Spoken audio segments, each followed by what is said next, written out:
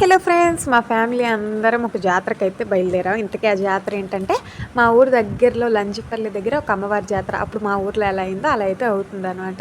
మేము వెళ్ళే టైంకి ఈ అగ్గితోటి అంటే శివుడి దగ్గర వేస్తారు కదా, అలా అయితే వేస్తున్నారు. మేము ఎప్పటినుంచో వెళ్దాం అనుకున్నాం. మొత్తానికి రేపు లాస్ట్ డే అంటే ఈరోజు వెళ్ళామన్నమాట. నా వీడియోస్ ప్రతి ఒక్కరూ చూస్తారు కానీ లైక్, షేర్, సబ్స్క్రైబ్ చేసుకోరు. సబ్స్క్రైబ్ చేసుకోండి. యాక్చువల్లీ ఈ జాతర మా ఊర్లో జాతర ఎలా అవుతుందో సేమ్ అలానే అవుతుంది. కాకపోతే అమ్మవారి దగ్గర అంతగా డెకరేషన్ ఏం కనిపించలేదు, కానీ వెళ్ళే దారిలో మాత్రం మా ఊర్లో ఎలా ఉన్నాయో బొమ్మలు అలానే పెట్టారు. నైట్ టైం వెళ్ళాము. దర్శనానికి ఎంతసేపు పడుతుందో అనుకున్నాం, బట్ 5 నిమిషాల్లో దర్శనం అయిపోయింది.